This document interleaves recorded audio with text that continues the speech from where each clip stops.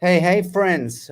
Forgive that curious, slightly ambiguous entry point. I'm just having a look here because we've got some issues um, live streaming. Have a look at that, Joanne, in the production room. We're having trouble streaming to your destination. I think we are going to Wowza, and I know that we've got an audience already clambering on here, so we are in the saddle either which way. Joanne, get on the line to Eloy and find out if you can what's going on there. The one channel has gone down for some reason, but we're broadcasting on 5 others. Friends, welcome wherever you are. I'm in Istanbul still for a few more hours. I'll be flying out tomorrow via Mexico City, where my next guest is domiciled for the present, but I won't be seeing her, alas. I'll be bumping through the airport on my way to Bacala Laguna in Quintana Roo in Mexico. So my next couple of broadcasts will be done from the ground at the Laguna, where most of you know we're developing the New Earth Sanctuary, which is coming along beautifully, and I'll be making some very exciting announcements after the 21st, which is in 10 days' time. We're doing a New Earth Sanctuary Summit, so to speak, and I'm going to be making some big, bold announcements at that time. Let me get to the point. Today is frontline activism, which is what the Arise platform's all about. Just as more of the audience come in, and I can see there's a lot of you. Thank you. Good to see you. Just some talking points. Healthcare, financial services, food sustainability, travel, mobility. These are all the things that are going to be pegged into your digital identity, friends. Travel and mobility, humanitarian response to access services, to demonstrate qualifications to work in a foreign country, e-commerce, social platforms, e-government, telecommunications, all of it routing through your digital identity. The digital twins that I've been speaking about for the last couple of years, for sure, which are being developed in the IBM basement, courtesy of satanic motherfuckers in Silicon Valley, coupled to the parent corporation and dirty actors functioning within the so-called military-industrial complex. The digital twins are all about Sasha Stone being a composite of digital information. Right now, there is an avatar which is hanging on a butcher's hook, so to speak, in the basement of IBM, so to speak, and that avatar is being imprinted with the sum total of all of the data, metadata surveillance that's been going down on me and around me for 20, 30 years. The AI computation and algorithms are out there, and they're doing their work using extraordinary fast processing. If you think that Bitcoin needs big processing, you know very little about what's going on in that basement. So the fact of the matter is the digital twins, your digital twin is being construed right now. It's a satanic alchemy. And at a given point, that creature will clamber out of the basement and be unleashed into the world. The straw man will become the real. The real will become subjected to confinement. You won't be allowed to move. You won't be allowed to leave your house. They will cite climate change. They will cite all sorts of statutory bullshit to make it impossible for you to go where you want to go, do what you want to do, be what you want to be, courtesy of this particularly dastardly character. One doesn't need to look much further than the jowls of this Luciferic monstrosity to know what we're dealing with. Use your eyes, people. Eyes show you everything. The World Economic Forum, of course, is Nazification. It's the social Nazification, or the national socialization, the cultural Marxism of humankind. This is the next step toward the homogenizing of humanity. The new APEC logo, to those who didn't notice, in Thailand, sponsored by yours truly, Mr. Schwab, is simply that, okay? For those of you who don't know this stuff, you need to pay a lot of attention to the symbology, okay? Talking point number 2, U.S. military US troop deployment since 1950. Over the past 70 years, the US military has been deployed to approximately 210 countries and territories all over the world. Well, there's scarcely 260 or 270 countries, nation states. And the United States has effectively deployed troops to every single one of them. By contrast, let me tell you that Russia has never deployed troops.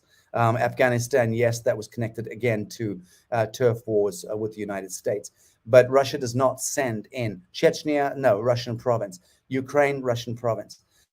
So this idea that Putin and Russia are the bad guys is so fucking absurd when you can, and is on the assault against humanity. And all of the liberal intellectual morons and imbeciles from Manhattan to Los Angeles all fall off their chairs in disdain at Vladimir Putin, when the United States is the country.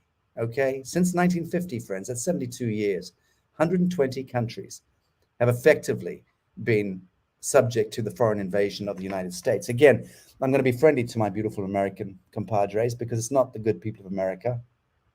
It's the Anglo-American Corporation, which is an extension of the British East India Company, Dutch East India Company, and all of the hegemony that it did through the spice trades and the opium trades and what have you, setting into play the planetary infrastructure for trade and exchange and so on and so forth. So the United Nations and the United States have just become the baton that bludgeons the rest of the world into submission. Do as we say, or we'll send the troops in. And boy, do they send the troops in. So here you have it, U.S. military presence around the world. 750 bases in at least 80 countries. Actually, it's closer to 1,000 bases by best accounts.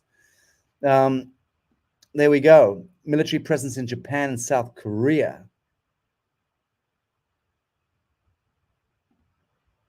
Military presence in Europe. Germany being the principal country, Italy, Spain, Turkey, where I am right now, United Kingdom, and parts of Scandinavia, Poland and Romania. Middle East. This, my friends, is called hegemony. It's what you're looking at. The Middle East, all throughout the Middle East.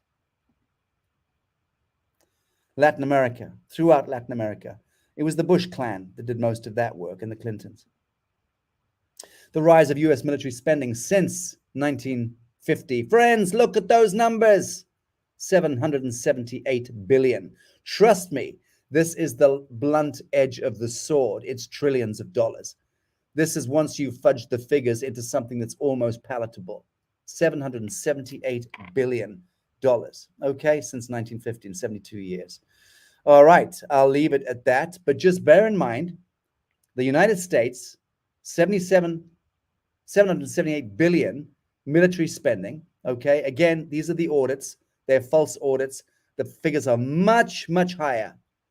But after that comes China with 252 billion. India is next, and then Russia, 62 billion. Russia is less than 10% of the United States military spend in the last 72 years. Okay, just get things into perspective, you liberal intellectual weasels. Get that stuff into perspective, please, at your dinner tables when you are gargling your cognac and your canapes. Just keep your eyes on the facts. I know it's difficult for liberal intellectuals, really difficult for you lot, but you need to try and do it because that's the last bit of redemption for the fabric of your soul. CDC quietly confirms at least 118,000 children and young adults have died suddenly in the United States since the rollout of COVID, blah, blah, blah. The word we're not allowed to say, otherwise we go down. So again, these figures are massaged. These are not the corrected figures. These are the most innocuous figures imaginable. The figures run probably in tenfold into that. But at least, the fact is, at least these sound bites are beginning to force their way into even mainstream media. That was 10 days ago. And then the anti-vaxxer nurse, you'll remember, those of you who pay attention to such things, that the anti-vaxxer nurse, God love her, blessed soul, who injected up to 8,600 elderly patients with salt water instead of the VAX walks free from a court in Germany. There is a God. There is a God. Really good news, that particular item. We're trying to get her and find her so we can bring her onto the Arise Guerrilla show. I want that nurse to be hailed as a populist hero, Florence Nightingale of the 21st century. Okay, friends, let me turn to my first guest, who, curiously enough, I don't think I've ever met yet. I've known about her for some time. Very happy to meet her today. Sundal Roy, who is fast becoming an icon in the truther movement. Please excuse me, I've got a bit of a bug in my throat. A Himalayan Kriya yogi, an oracle, and quantum field worker. She teaches inner alchemy and sacred sexuality, amongst other topics concerning the ascension of humankind. Some of you will chortle at that, no doubt. I don't chortle at that. This is the language we have to be speaking now. We have to all entrain our language into the mechanics of ascension and start to take these subjects very, very seriously indeed. Sundal has been an international model for almost 2 decades and can speak directly to what she's seen in the industry surrounding the sexualization of children. And she works one-on-one with clients and teaches an intensive 10-session coursework on the ancient and mystical tradition of Himalayan Kriya Yoga called Reclaim Your Crown, which can help people detox their emotional body, open up energy channels, improve manifestation, and step into personal power and sovereignty. Sundal, I'm very happy to meet you tonight. Hi, Sasha. How are you doing? Happy to see you. What's the time where you are? I think it's 1 o'clock or just gone 1 o'clock, 1:15 maybe. Oh, very good. Like I said, I'll be with you probably a bit later than this time tomorrow. I'll be in Mexico City as well. I don't think we'll get to see each other. Now, you're a successful, internationally recognized model and have been in the industry for many years. So you've undoubtedly seen plenty of questionable behavior, as I did in rock and roll when I was very close to the modeling industry, and because they're very, as you know, parallel industries. You talk about specific boundaries that you have for yourself. So there are choices those in the industry can make, and the recent choice by Balenciaga and their designers obviously pushed most people's tolerance to the limit. So how is it that something actually got so entrenched and got this far in 4 years of modeling? Have you seen anything to this extent? And can you tell us your thoughts on this particular meme of the Balenciaga saga and any experiences you've seen or had related to the sexualization of children? So luckily I haven't witnessed anything quite as bad as the Balenciaga campaign with the children and the BDSM setup and all of that. I think that I think for a high profile brand like Balenciaga, I can not understand, but I can see how certain creatives didn't feel like they had the power to speak up or to walk off set or to say, this is not appropriate, because, you know, I mean, I'm sure we saw the last 2 years over the pandemic, people are not very good at speaking up, even when they know something is wrong. So I'm fortunate enough that I only got into the industry once I was already an adult, but a lot of people don't realize that in major modeling markets like London, New York, etc., a lot of fashion models are recruited while they're still children. So they generally start around 13, 14, and then they're kind of sent out to photographers to shoot, and they're kind of groomed to become high-end fashion models, so that by the time they're 16 or 18, they're already very comfortable in front of the camera and very experienced. Because once you're 22 or 23, you're kind of considered old news, you're an old maid. And a lot of models will actually self-retire at around 25, 26 because they believe that they're too old for the industry. Now, thankfully, that's been changing a lot since Me Too. The industry has become a lot more diverse and kind of represents older models. I myself am 37 now. I'm still working just as much as I ever did. But I want to share a story in particular that was shared by a model called Leanne Maskell, who wrote a book called The Model Manifesto, an Anti-Exploitation Guide to the Industry. And she shares a story of how she was involved in a fashion show somewhere in the UK. And this was, nowadays, models over the age of 16 cannot participate in runway shows in the UK. It's illegal. But back then, it was perfectly fine for models 13, 14 to do runway shows for adult fashion, high-end fashion. And she said that it was perfectly common to be at these shows, and there's photographers backstage, you know, capturing behind the scenes. And she said that every time the models would start getting undressed, the backstage photographers would just go crazy. And these are underage girls, these are children, and these photographers are sexually predating on them and trying to get pictures of them undressing. And this was just considered fine and acceptable, and nobody in the industry, none of the makeup artists, stylists would speak up against this type of behavior until Me Too. So, you know, the industry has a huge problem with sexually predating on models, and considering that so many models are underage, that is a huge issue with the sexualization of children. So do you think a lot more fashion houses and even model agencies are going to start tanking? But I don't think so. I don't think that they're going to start tanking, but I think that if they do want to survive, they're going to have to get rid of some of the more nefarious elements. I mean, that already since Me Too, they started cleaning up the industry and kind of outing some of the worst offenders when it comes to sexual predation. Yeah.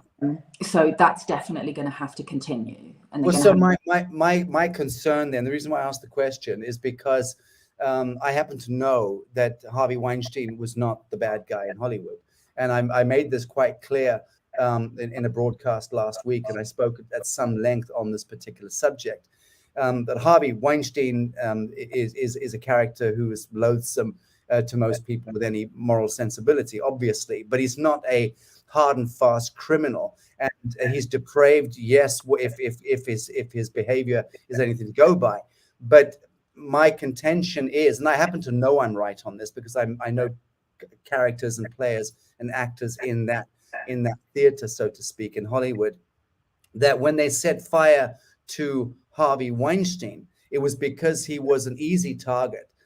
He was this kind of grotesque figure who'd conflated himself through self-aggrandizement, running after chicks around the casting couch and acting in a puerile fashion for many years, as did many of the great icons who to this day are the greatest AAA celebrity icons in Hollywood.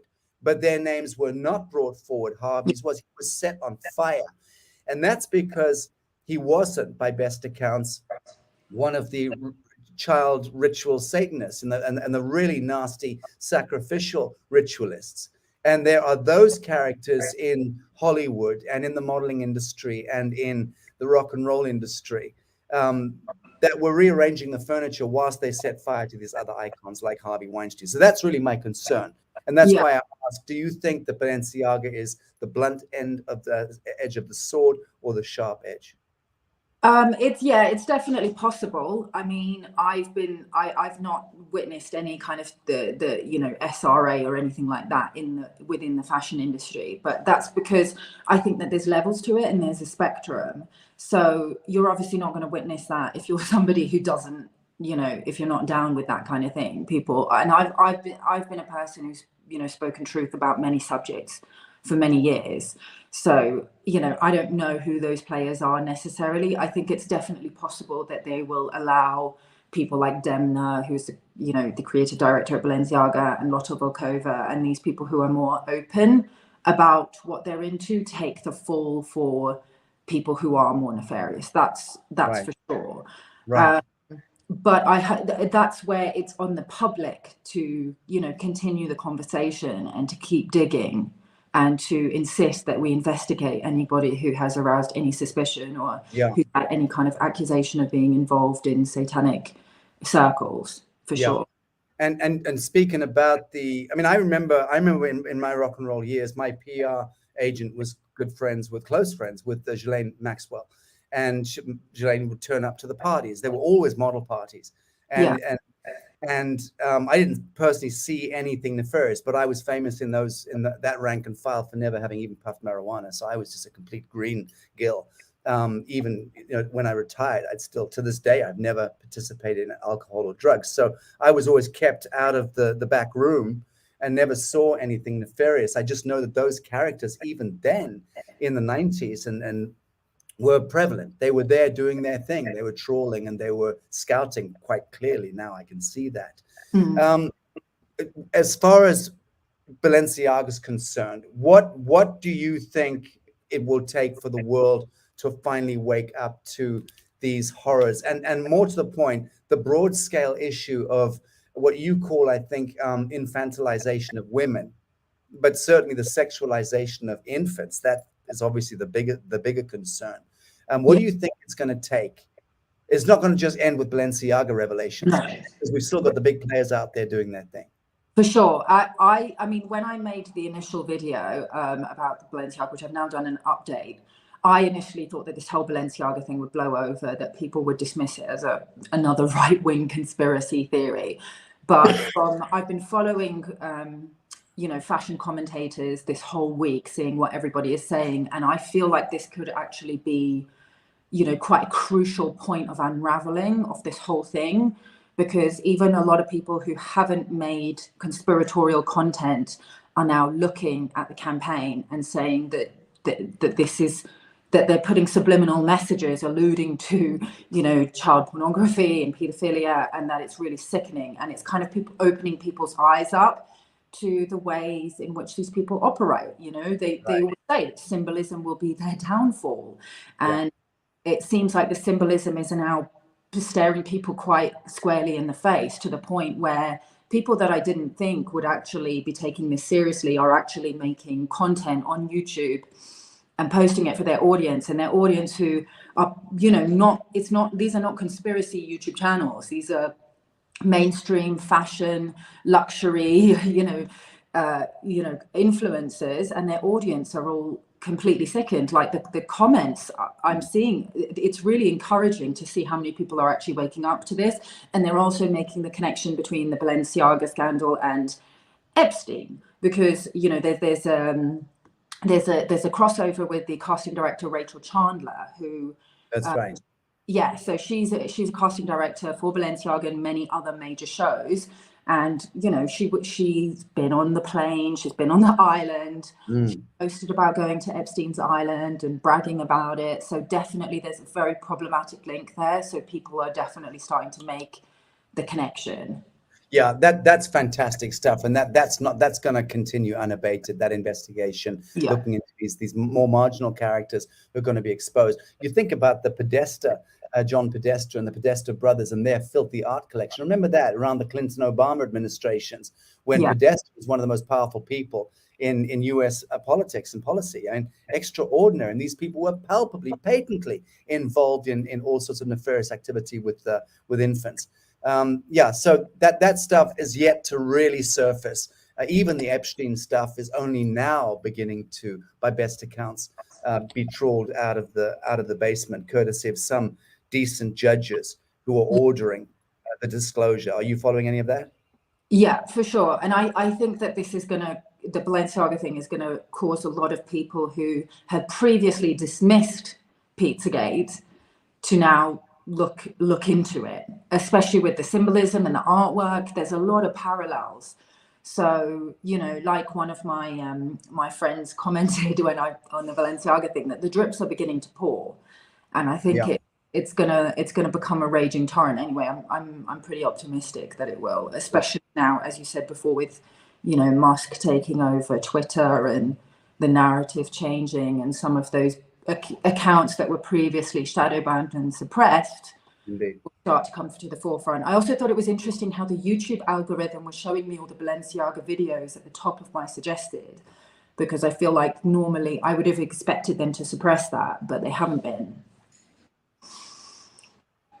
Well, I mean, Kyle Kemper, who's coming on later, will be able to probably explain more about how those bots and algorithms work that are kind of data mining even in the background whilst you're walking around your living rooms and talking to your pet budgerigar.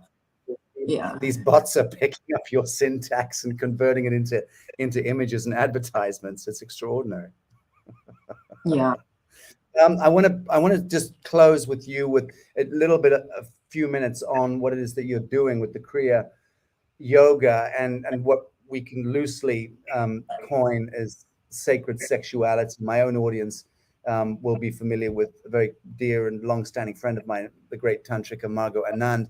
So I've done at least a dozen broadcasts on the subject over the last few years, but interested to know what it is that you're doing with Kriya Yoga and how this application can really do something substantive with respect to healing that kind of generational and cultural trauma connected to fractured sexuality that we suffer from as a civilization. Yeah, so Himalayan Kriya Yoga is a very, very powerful modality where we use Kriyas, which are kind of like dynamic movements of tapping and then breath work to detox the physical body and the emotional body of traumas and, you know, negative belief systems. So as you purge out the body of trauma, then we also sublimate the sexual energy, the kundalini, from the lower centers and start to connect it up to the heart, because so many people have their sacral, their womb, or, you know, their sexual centers and their heart, their kind of light body architecture is severed and disconnected. And that's been, you know, I believe a deliberate attempt to invert our sexuality so that they can kind of, you know, infect humanity with these kind of distortions and perversions. So as we start to connect the sexuality to the heart, then we, you know, are much more able to come into sacred sexual unification, not just with ourselves, but also with God, with the divine, and then also with a beloved, a singular beloved, in kind of hierogamic, which means sacred union, you know, lovemaking. So yeah, it works on multiple levels. It works on the physical body, the emotional body, and the causal body, and removes a whole body of, you know, different traumas to do with anger, to do with victimization, to do with betrayal, abandonment, and just rewires your whole system. So yeah, it's a very, very powerful modality. Beautiful. And where do you take it yourself from here? How are you getting your coursework out? Is there a big uptake? Are you seeing an increase in the uptake? Oh, in terms of people signing up, yeah, generally, yes. Like it's the response has been really, really good, and everybody who's done the course has, you know, the feedback that I'm getting is just incredible. So, you know, I've been a little bit busy, but I will be adding all the testimonials to the sales page so that people can see what kind of results others have been getting from the modality. It's been a very closely guarded system in terms of like yogic lineages for a long time. Because I think they didn't want it to get over commodified and commercialized. But I think at this time that, you know, of great change that we're at, you know, it's my yogi is my guru, sorry, is wanting, you know, more and more people to have access to this kind of ascension technology and healing technology. Beautiful. What is the website, or where can people find you? So it's reclaimyourcrown.thinkific.com. So I'm being hosted on Thinkific, or they can just head to my Instagram and go to the link tree. There's a link in the link tree where they can access the sales page. Okay. I've just stuck it on your name there, so your moniker, so people can see it there. Reclaimyourcrown.com. Beautiful. Sundal, thank you very much for joining me. Yeah, .thinkific.com. Dot what? Forgive me? .thinkific. Joanne, you should be doing this, not me. Dot what? .thinkific.com. I don't know what you're saying, so I can't pick up on that. I'm not there. It's an online course platform called Thinkific. THINK. Yeah, IFIC. I would never have guessed that. Okay, great stuff. Thank you. So there you have it, friends. Take a look at that. Boom. You can jot that down. Sundal, is there anything else that you wanted to impart before we part ways? No, I think we've covered it all. Thank you so much for having me on the show. Very, very grateful for your insights, and wishing you much happiness through the Christmas and into the new year. Hope to bump into you. And I know that you met your partner at my place in Bali. You just told me. Yeah, exactly. I'm very happy to hear that you've been there to the New Earth Haven. Yeah. Good stuff. Lovely meeting you.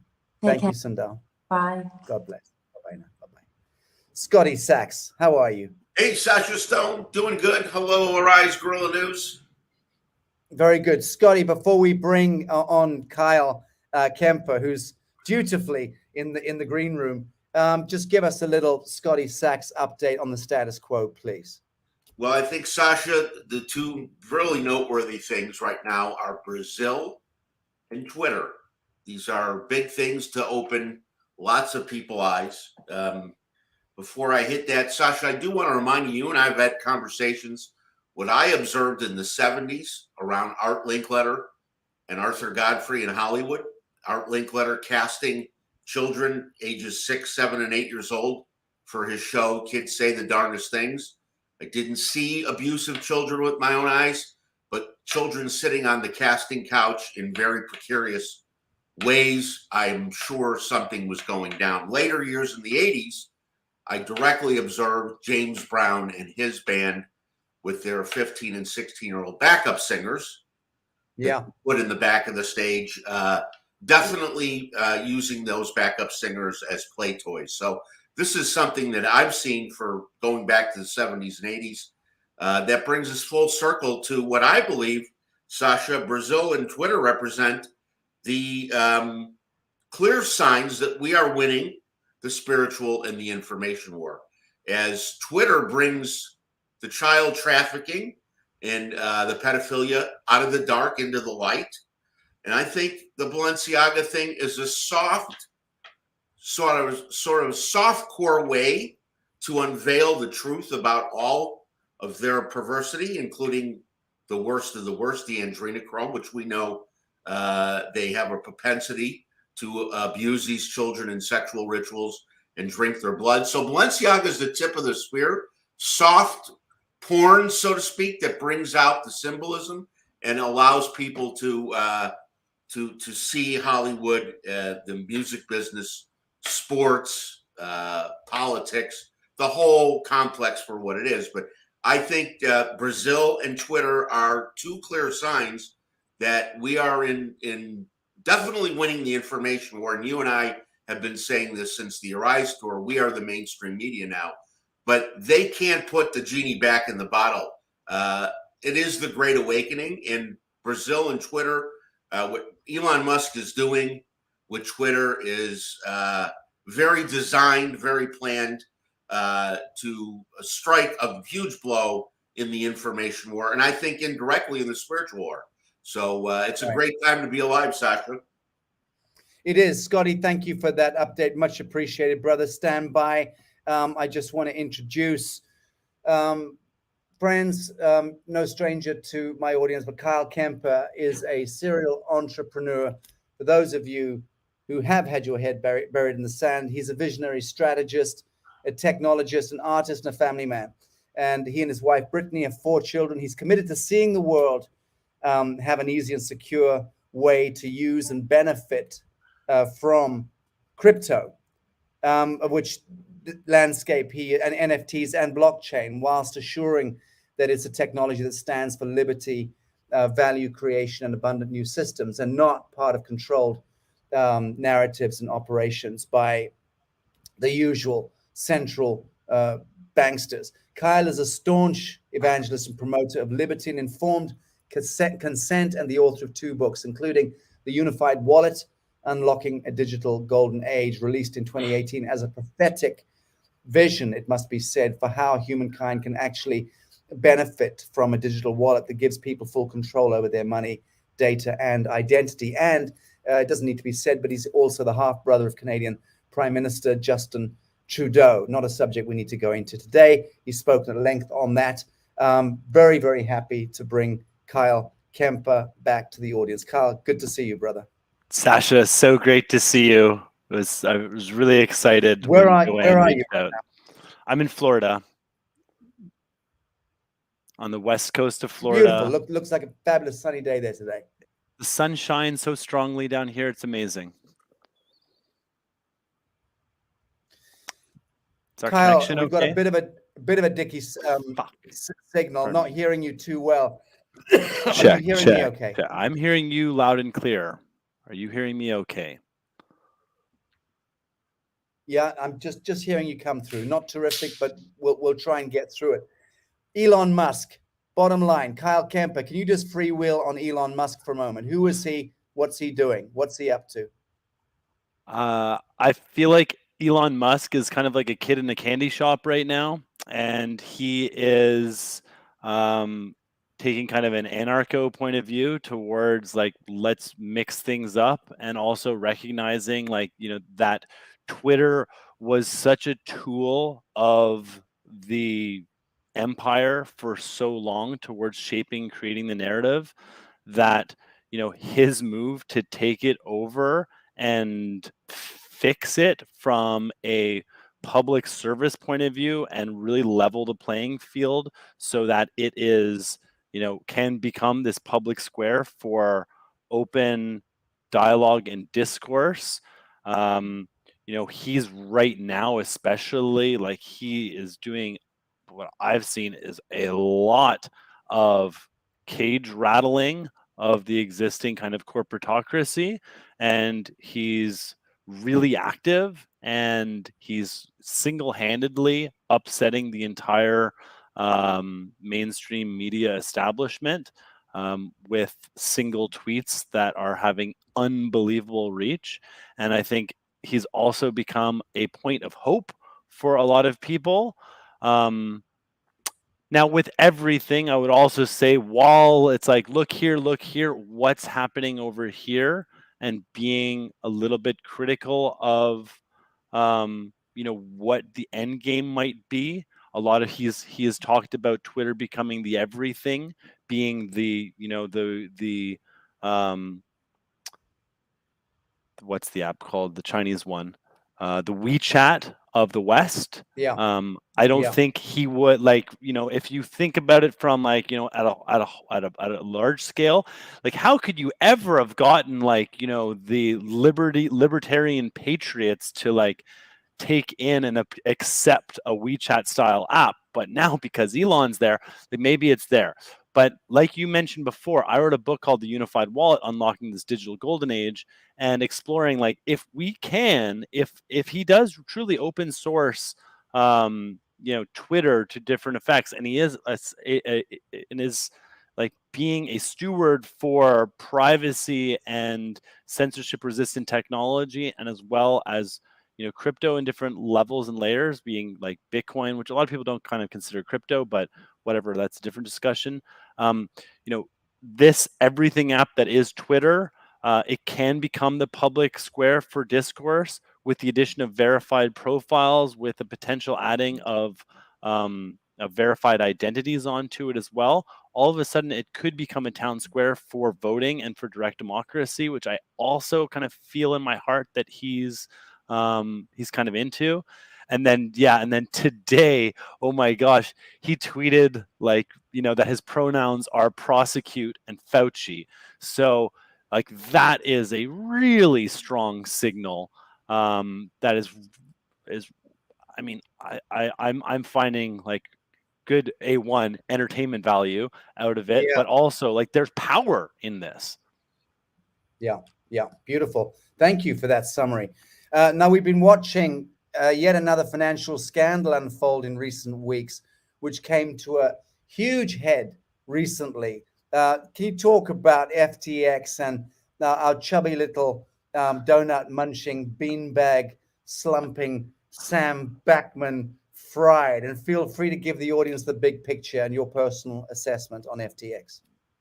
Yeah, 100%. So, just to recap, FTX, I'm sure everybody's kind of heard of it or is aware of it, but FTX was a crypto exchange that had no fees on trading, had insanely high deposit limits.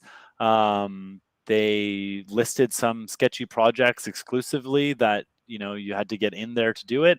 They had a partnership with this group called Alameda Trading, and they were what ultimately happened out of it is they were using all their clients' funding and their investors' funding, and the deposits on hand to engage in all sorts of risky lending, including really fraudulent personal loans that never should have passed the compliance desk. But it turned out there wasn't really a compliance desk within their operation.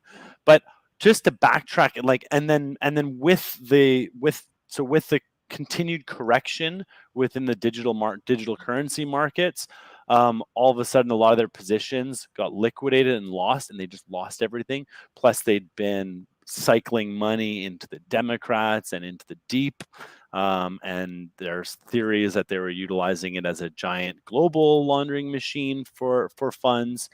But before all this was for me, who is this guy? I got a sweatshirt at one of the conferences that had this hair on the back of it, and it was SBF. And all of a sudden, they created this image out of this, like you said, a little roly-poly kind of autistic, oddball character. And I have never heard of him before. And it turns out, like, his claim to fame was that he moved like hundreds and hundreds of millions of dollars from Hong Kong to America. And how does that happen? First of all, like, that's a fairly tight little industry when it comes to massive international wire transfers. But then if you look deeper into where his pedigree lies, he's a MIT graduate. His mother is a massive donor to the Bidens. He ended up becoming a massive donor to them as well. He came out, and like right before everything collapsed, he was talking about, donating $1 billion towards regulation and the system. He launched this campaign, which it's been overlooked a lot. He launched this FTX Future Fund, where he said he's giving $1 billion away in grants towards these 21 different topics. And he encouraged the entrepreneurs and the social innovators to request and make videos of themselves and lay out all their plans. He's just going to give all this free money away. Sure enough, I know lots of people who submitted like great ideas and great plans. So if you think of it from like an agency perspective or an intelligence collection perspective, like that was one of the fronts that happened, is they sourced a ton of intelligence about how to solve some of the greatest problems, and then obviously are not going to follow through on any of that, and that information likely won't be open sourced. But worse than that, it seems like he's not going to face any justice right now. It seems like, but I'll also back up a second, because he is a roly-poly little front man who is set up and was not in control of anything. He was just like my brother, I'll say with love, he's in a pot of hot water, and he's got strings that are pulling him, and they're going to focus all the attention on him. When don't focus the attention on him. Who are the banks that enabled this? Who are the funders that enabled this? Who made the most? Where did the money come from? How did he get there? Who is above him? Who are his advisors? And those are the real kind of questions, because out of this, like, there's now calls for more regulations, and we don't need more regulations. This was clear fraud. These were crimes that were committed. He should be going to jail, and there should be an investigation into the entire apparatus. Right, and who was enabling, aiding, and abetting him? The entire infrastructure, that centralized Sabbatean globalist infrastructure connected to the money markets and the new CBDC spaces. That's what needs to be seriously investigated. But it is curious, nonetheless, that they can conjure up a proxy like that in the middle of a market which is under such scrutiny and so sophisticated. Like you said, Kyle, you've been in the game for a long time. You never even heard of this guy. Where did he come from? Boom, magic wand shit. I mean, real magic tricks, but that's classic MK Ultra playing out, and these dirty actors and dirty games coming out from the military intelligence basement. Do you think that's it? Do you think it's time out for that kind of dirty play in the crypto space, or do you think that might just be the start? Well, again, I mean, this is a fintech. It was an exchange. It wasn't reliant. It wasn't crypto. They were an exchange that enabled the facilitation and the trading of it. But ultimately, it's when you trust in an exchange, you're trusting them with your money, or you're trusting them with your coins. The adage is not your keys, not your Bitcoin, and this is the same truth. So they were just an exchange that was supported by some heavy figures, and and then also the whole mainstream media just gave them a carte blanche. And like the funding of the arena, where the hell did that come from? All of a sudden you're funding an arena. and then but worse than this too is they lined up some SAPs, like some big money SAPs, to come in, including the Ontario Teachers Pension Plan, who put $95 million in. Gone, disappeared, and there was no due diligence. And I know a lot of like crypto exchanges that are legit in Canada that were denied by that group. But all of a sudden, like based on the whisperings and Sequoia Capitals and these other groups that were involved, were like, oh, FTX, this guy's a magic man. He's gonna make it so everybody can use Bitcoin. Well, the truth is everybody can use Bitcoin right now, and the key thing is not to trust in not to trust in exchanges with your funds. And then he was coming out with all his regulation talk, like really trying to hamper down on DeFi. One man who stood up to him, who's an absolute angel, is Eric Voorhees, and he is amazing. And he did an interview with SBF on this Bankless podcast. And after watching that, I was like, oh my God, it's so clear that this kid has no idea what he's doing. He's completely lost, and he can't operate.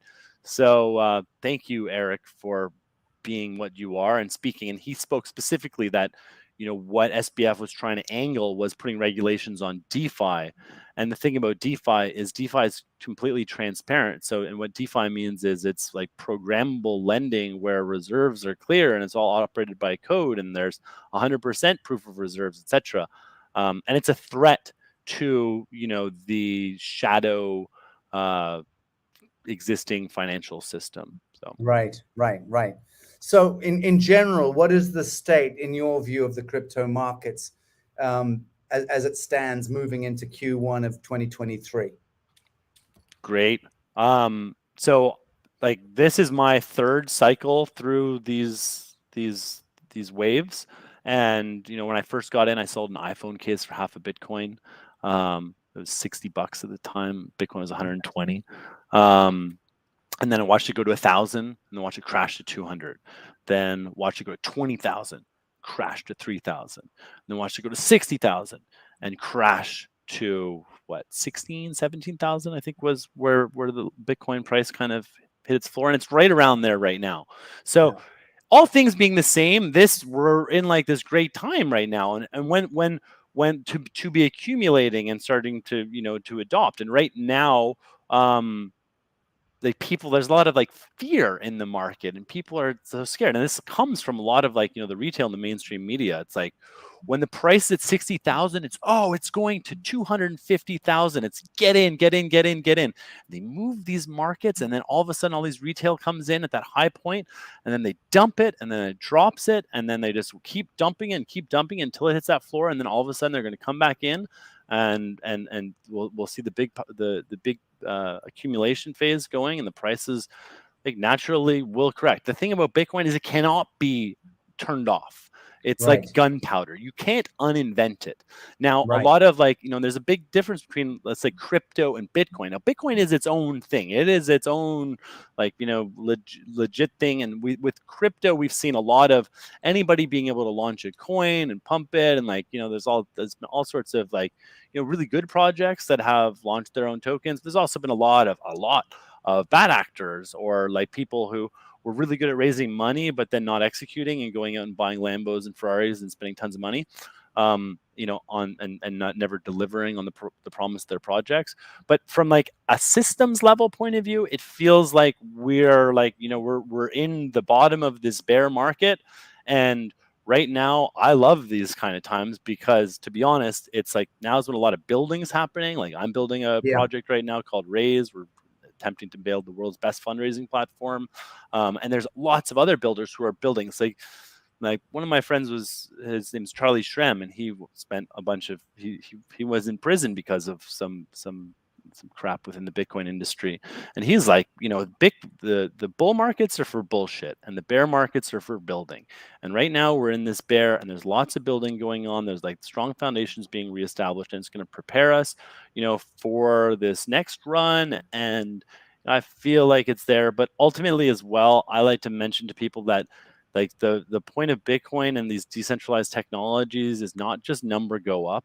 Like, sure, that's a driving force in it all, and like that greed component. But really, it's about turning the pyramid upside down.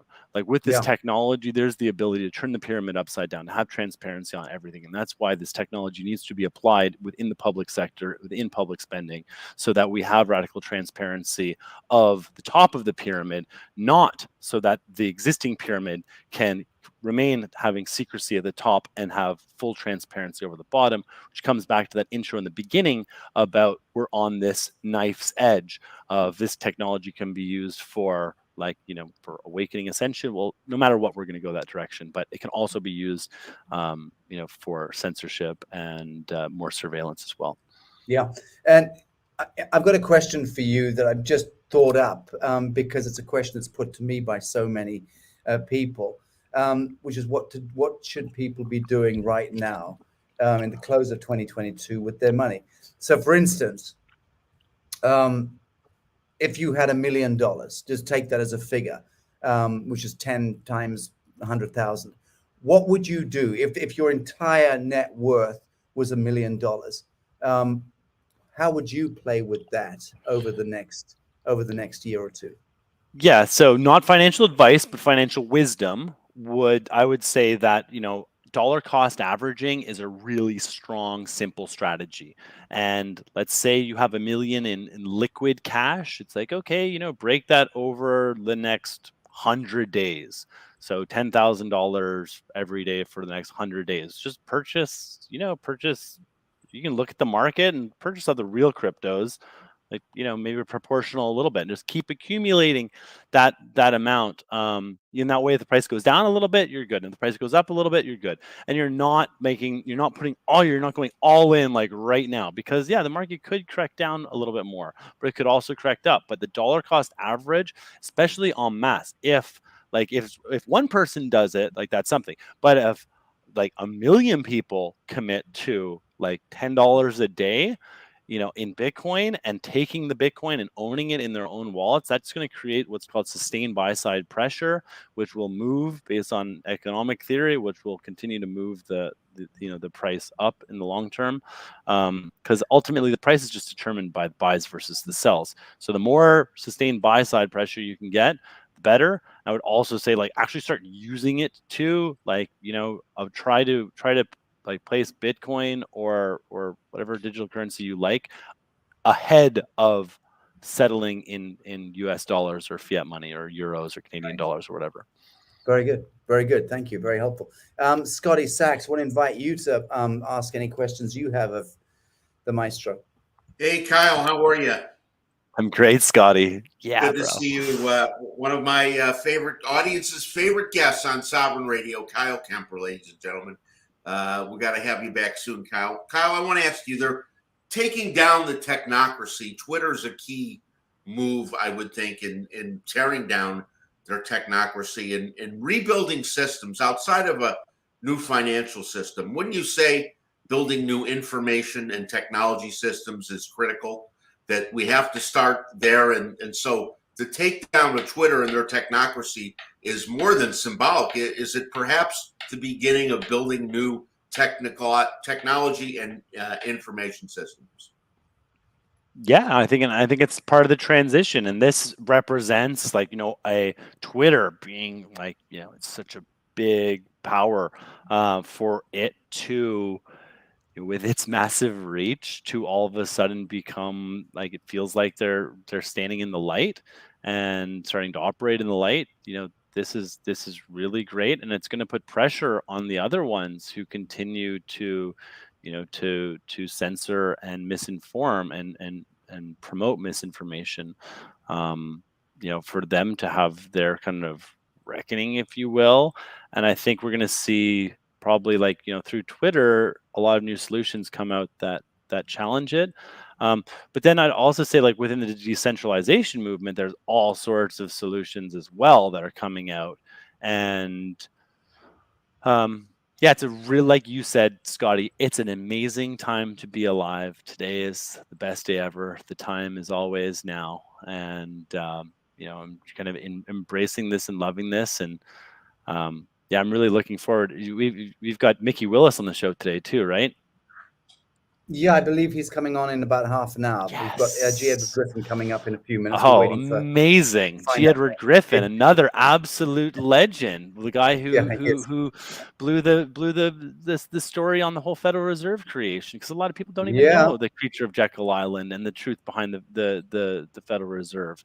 And ultimately, that's why I got into this whole industry, was because I saw it as a scalpel towards the cancer that was the Federal Reserve and the global Federal Reserve centralized central banking ecosystem.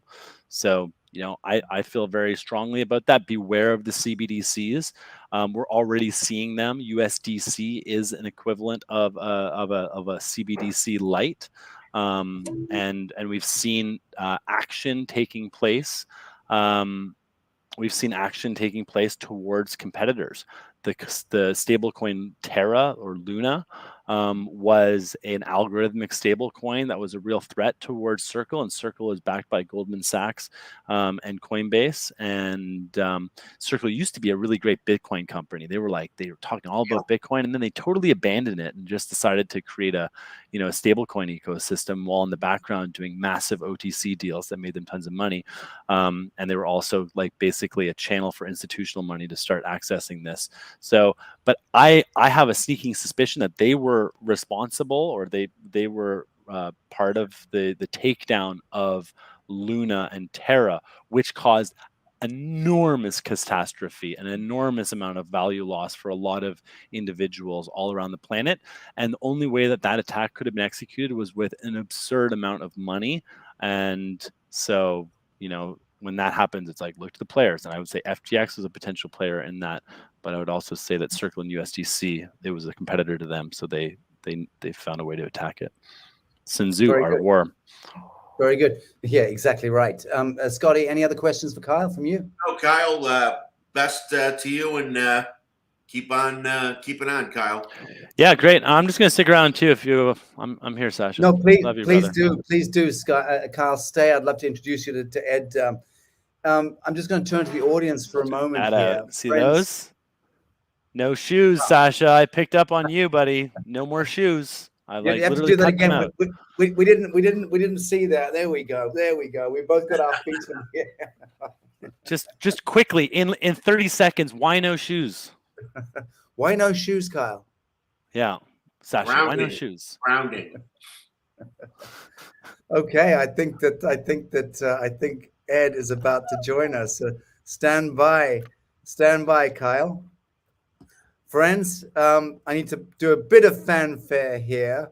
So let me do what I don't ever do on this show, which is to play some epic music. Let's go.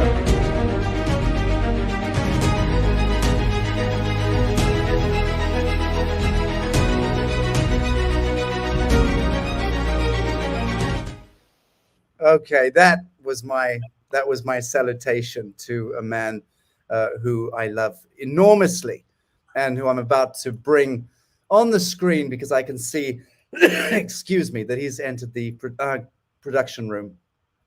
So, friends in the audience, G. Edward Griffin, as you'll know, truly a visionary of the awakened and awakening movement. I genuinely regard him as the greatest icon in the world of truth and disclosure in the truest sense, and in empirical and systemic research.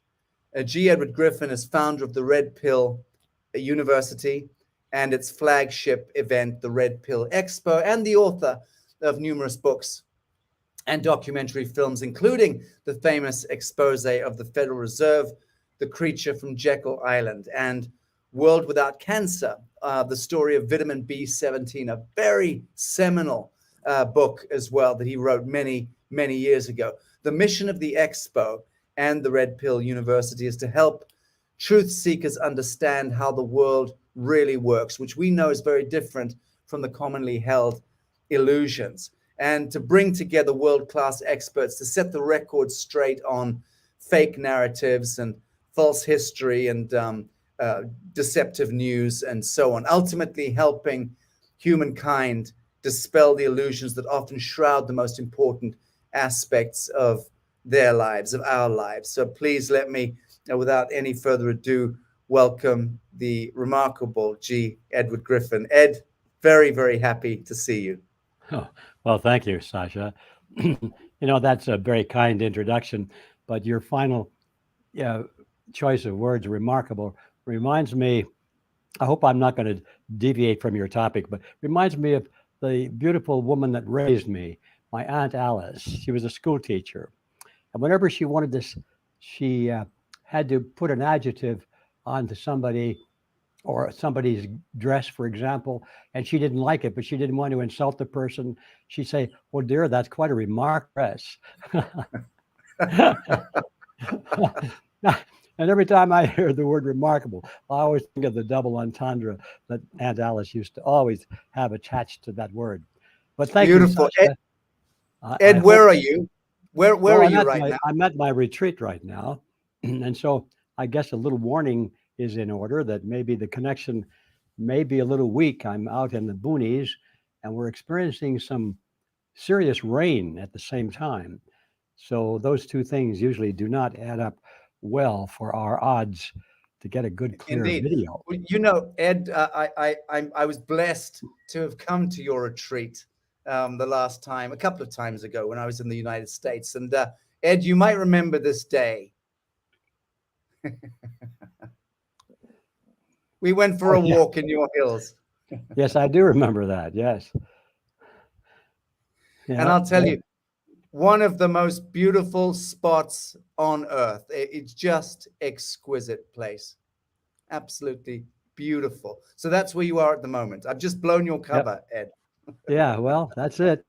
And I'm here hoping that if the water gets any higher around here, I expect to see some freighters go by, and I could probably hitch a ride off my deck. But we've had about 5 or 6 inches of rain in the last 2 days, so it's really coming Ed, down. I want to introduce you very briefly to Kyle Kemper. He was on before you. We were about to dispatch him, but he clung on with his claws and his teeth in order to meet you. So, Kyle, say a quick hi to Edward Griffin. Ed, hello. Bless you, Hi, brother. Kyle. Thank you for all that you've done and all your amazing energy towards helping not just blow the cap off, like, or shed light onto the darkness, but also inspire towards walking the light and creating value. So thank you, Ed. Well, thank you, Kyle. Much appreciated. And also, Ed, say quickly hi to Scotty Sachs. I'm not sure, Scotty, if you've ever had Ed on Sovereign Radio. 4 times, Sasha. He's been on 4 times. He's a wonderful guest. He's easy to talk to, and he hasn't lost a beat, the man. That sounds like one of my anti-isms. Hasn't lost a beat. He's lost 3 of them, but not one. Well, Ed, I'm going to keep you all. I'm going to keep you all to myself for the moment. Just going to run through a couple of questions for you. You specifically wanted to discuss the dirty C word, collectivism, and the hidden ideology behind it that has captured the world's attention. And we can surely spend a significant amount of time on that topic alone, because it is the source code of the Fabianist and Tavistockian and Marxist agendas. All of those heinous agendas are essentially rolled into collectivism. So please, freewheel on that, Ed. Well, thanks for that opening, because it is indeed perhaps my favorite topic of so many that are in that category. But it's favorite because, well, many reasons. First of all, I was not aware of it until relatively late in the game. I didn't know what collectivism and individualism meant. I don't think I'd ever even heard the word until I was, probably in my 40s or late 30s. And then when I heard it, or those words, I wasn't quite sure what they meant. But now I realize that they are germane to just about everything that I am trying to do with what's left of my lifespan.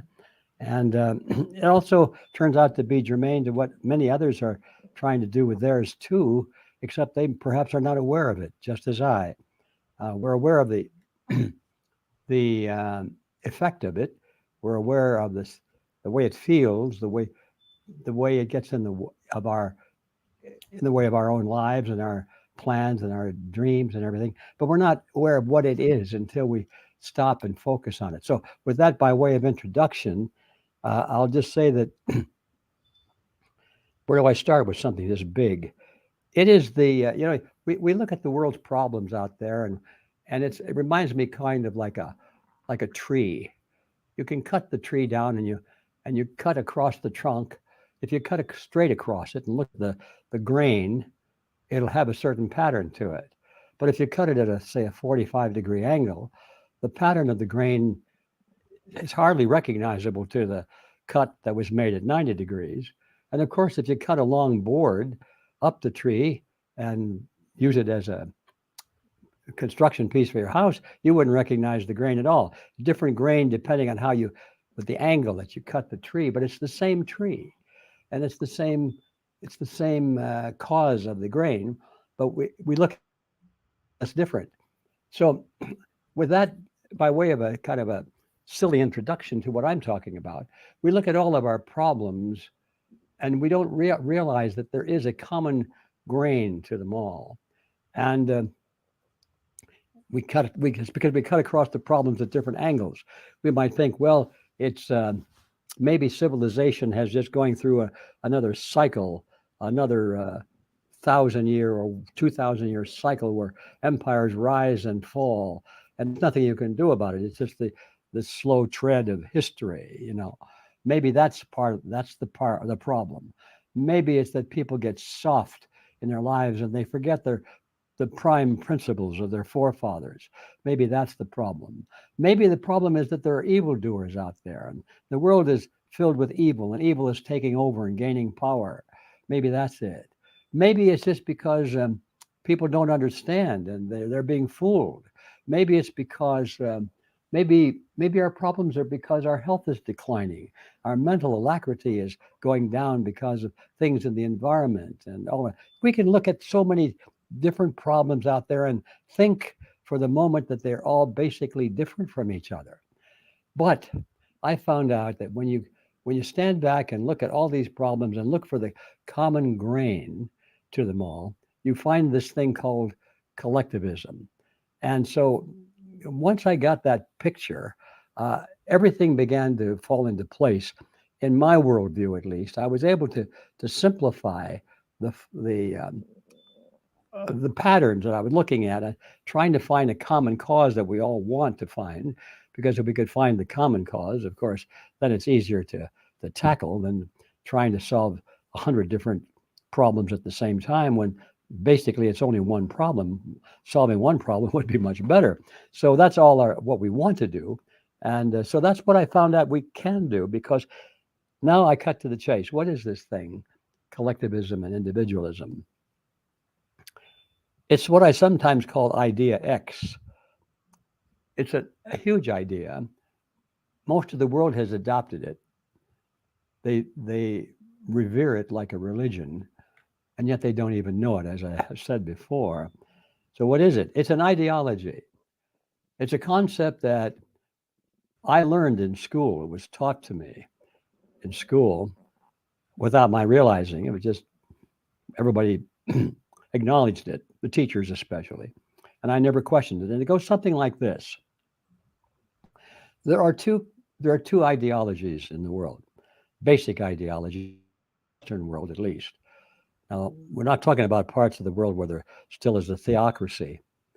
And we're not talking about the old Roman and the ancient conquest through sword and sheer might and power.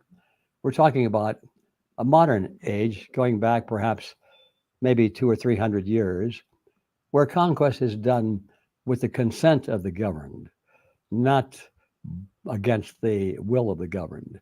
And that started pretty much around the time of the French Revolution, and egalite and liberté and all the things. And people ever since then increasingly have thought that they should participate in their own political destiny.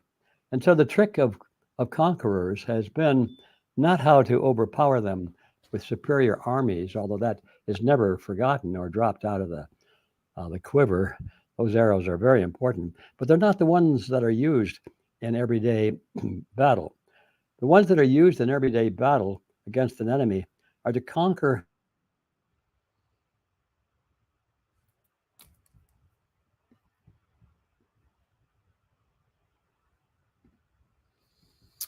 Oh dear. Are you there, Scotty? We've I'm here, lost Sasha. momentarily.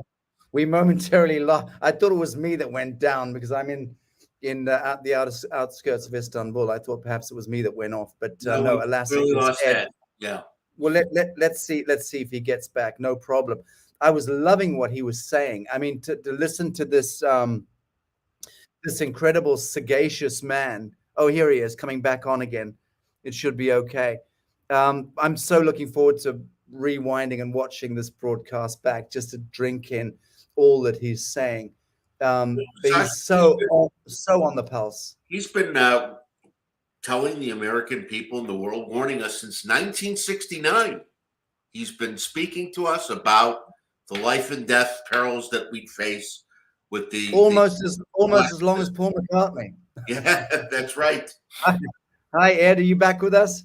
Well, I appear to be, and I apologize that, as I say, I have some weather conditions which probably are responsible for that. So, where did you lose my diatribe on this? You know, you've just been speaking about the French and égalité, fraternité, and liberté, and moving on from that. But you were giving a fantastic. Okay, I've been talking around the topic too much. Let me jump closer to the center of it. So it boils down that in the Western world, there are only two political ideologies that you can identify, and almost everybody will agree what they mean. And that is individualism on the one side and collectivism on the other side. And all these other words that we use daily have no meaning whatsoever, except in the minds of the speaker, like socialism, communism, fascism, Nazism, New Dealism, right wing, left wing, Republican, Democrat. What do these words mean? It's hard to talk to more than 2 or 3 people without finding disagreement, serious disagreement, as to what those words really mean. It's sort of, ideas have emotional loading on them, but they have no dictionary definition that really is satisfactory to everyone, except for two. Right. 2 words do, and those are individualism versus collectivism. Now, the world has adopted collectivism and never thinks about individualism, except that maybe it's a selfish attitude that the very wealthy people have about, they should own everything and run everything, which is true, by the way. But they think that that's individualism, because they think that people who pride their own benefit and put themselves ahead of others, and put their family ahead of other people's families, and who put their community ahead of other communities, and who put their nation ahead of other nations, and so forth. They think if anybody has that hierarchy in their mentality, that they're selfish. They don't realize that is really quite a marvelous way to work a system, and it's what America was based on, actually. And it leaves plenty of room for those who have means to take care of those who don't through true charity. But anyway, the point I'm trying to lead to is that in the Western world, it's individualism versus collectivism. And so what is that? Let's finally get to it. Collectivism is the idea that the individual must be sacrificed, if necessary, for the greater good of the greater number, and that the group is more important than the individual for that reason. Now, that is an idea, as I said earlier, that I had been taught in school, and I bought into it. It sounded good. The greater good of the greater number. That sounds wonderful. It kind of sounds like the word democracy, Right. There's a word you can have a lot of fun with. Democracy. Yeah. Is that good or bad? Well, our founding fathers thought it was about the worst form of government you could think of. Right. There are a lot of people in history that spoke the same line, that democracies, wherever they occurred in history, always imploded. They collapsed as soon as the majority found out that they could plunder the minority simply by overpowering them at the ballot box, which is happening to America and almost every other country in the Western world today also. So democracies always self-destruct, and they always evolve into dictatorships. But anyway, so the idea, though, when I was in school, was that democracy was wonderful, because I thought we had fought a war to save the world for democracy or something like that. I didn't know. And now I discovered that this thing called individualism is not such a bad thing after all, because it produces the greatest, highest level of affluency for in fact, it is the greatest good for the greatest number in the final analysis when you play it out. But anyway, so when you say that the group is more important than the individual, as most people believe, and that the individual must be sacrificed for the greater good of the greater number, this opens the door for demagogues through their charisma or through their political organizational ability or through institutions that already exist with great power and influence over public opinion. The demagogues can rise to the top and say, I represent the people. The people chose me. Therefore, I am the people. I represent the majority. And so we have the Communist Party, you know, that's the People's Party. Everything is the people's this and the people's that. But in reality, it's the Commissar's Party and the Commissar's rule and so forth. Well, it takes a long time to sort of wake up to these realities. But anyway, I finally did. And when I realized that, my gosh, in America, we fought wars against the Nazis. We were in a Cold War and still are somewhat against the communists. And we were all up in, our knickers were all uptight when there was communism in Cuba. We didn't like communism in Venezuela. And so here we are fighting against communism, speaking against communism. And I didn't realize until relatively later that we were building communism in America without using that name. Exactly. We were calling it Americanism.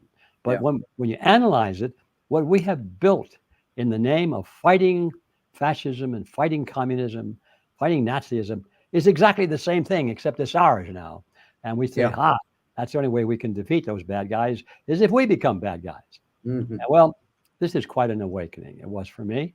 And when that finally dawned on me and all the pieces began to fall into place, all of a sudden, all the smoke and mirrors and the cogs and the wheels, the mystery of why do we keep going in the same direction? We especially in America, we've got to choose between Republicans or Democrats, right? That's like choosing between what? Nazis on the one side and communists on the other side. That's our choice. What do you want to be, a Nazi or a communist? You know, there's not a good choice. How about another choice? Anybody got something else out there? But we're not given those choices. And we're not given the choice. If we don't like the Republican Party, there's the Democrat Party. If we don't like the Democrat Party, well, there's the Republican Party. And if you think anything else is optional out there, forget it, Charlie, because you don't have that option. You have to choose. And it turns out that they both have the same ideology, this thing called collectivism. And that's why we go to the polls, election cycle after cycle. We throw out the rascals. We say, all those Democrats are terrible. We'll bring in the Republicans. And then they're there for 4 or 8 years. These guys are just as bad. We throw them out, bring the Democrats back in. And they're even worse and so forth. This goes on and on.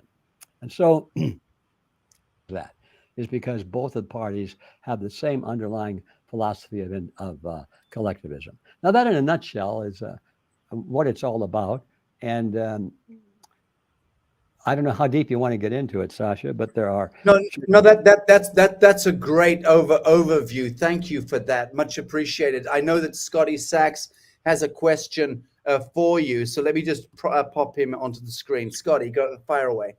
Hi, Ed. Wouldn't you think that the jab was the greatest play of collectivism, that we should take the jab for the good of the people, for the good of society? Wasn't that one of their greatest deployments and escalations of collectivism? I didn't hear the first part of that, of the question. Would you repeat that, please? Sure. Wasn't the jab, the vaccine, the jab, the greatest deployment of collectivism, where we are to take this jab for the greater good of society? Well, yes, it's a perfect example, isn't it? And it probably is the most dramatic and the most consequential of them all, not just because it's current, but because of the number of people that were so quickly swallowed up by it. But there it is in plain view. Why would you give up all your liberties and your freedom of speech, your freedom to leave your home, and voluntarily accept all of these restrictions on your personal liberty, even to the extent of having some chemical forced into your bloodstream that you don't know what's there. Nobody really knows what it's going to do. It's never been tested. Why would you do that without fighting for your life, you know? Well, it wasn't done with guns and bombs and swords. It was done through the mind. It was done through the media. It was done through propaganda. It was done through the argument that you must do this for the greater good of the greater number. Because if you don't do this, your grandmother's going to die, or your grandchildren will not live, or there'll be millions of people who'll be, you know, they'll contract this invisible disease that we're not quite sure what it is, but we're afraid of it. It's like the boogeyman under the bed. And if we don't like it, we get used to the boogeyman under the bed. Wait till tomorrow night, there'll be a green lizard under there, and that'll be worse than the boogeyman. They always have a new boogeyman. And the current one, of course, is COVID. And it's enough to scare the wits out of people. So collectivists say we have to protect the human race from COVID. So the greater good of the greater number means that you, as an individual, must sacrifice your personal liberties. Perfect example. Yeah, great trick. As mentioned earlier, you're the founder of Red Pill University, Ed, and the Red Pill Expo. And it goes without saying that you've been at the forefront of helping people understand through the Red Pill movement what they've been taught is foundationally a lie. And in your decades on this journey, how have you seen people change? I mean, people in general seem more awake now than at any point in history. I don't know if you'd agree with that. I'm not I haven't been around as long as you have, but especially since the start of the COVIDiacy era, we appear to be seeing something of a sea change, even amongst that clutch of humanoid that I despise the most, the liberal intellectual class. Can you tell us a bit about the changes that you're seeing within the collective? Yes, they're dramatic. And I don't know that I would use the word awakening, although it's perfectly good, because the problem with that word is we have to put another word to it. Awakening to what? I think what's happening is that the large numbers of people, I hate to use the Marxist terminology, but the masses, I think the masses, including most of my friends and my family and myself, we're waking up to what? We're awakening to the fact that there's something wrong. But most people who are awakening to that have no idea what it is. They've never heard about this thing we're talking today about, collectivism versus individualism. That's new to them. They don't know anything about what is the essence of liberty. What does it take to have a free system? And so what happens in a situation like that is that our enemies, who are masters of propaganda and who are professionals at this game and who have been at it for a very long time and who have buildings full of strategists and operatives planning ahead, what's their next move? Everything that's happening today, our awakening, was known to them or perceived to them probably 10 to 20 years ago. There's nothing happening today that they hadn't conceived of as a possibility. And just like a military operation, where, let's say, the Pentagon has buildings full of people who figure out, well, what could possibly go wrong? And if this plan fails, then what? If the enemy does this, then what do we do? They do the same thing. And so they knew long ago that there would be this awakening that we're talking about. People would get nervous. There's something wrong, and they know they're being lied to, but they don't know what it is. So what our enemies typically do in a situation like that is they say that there's going to be some pushback.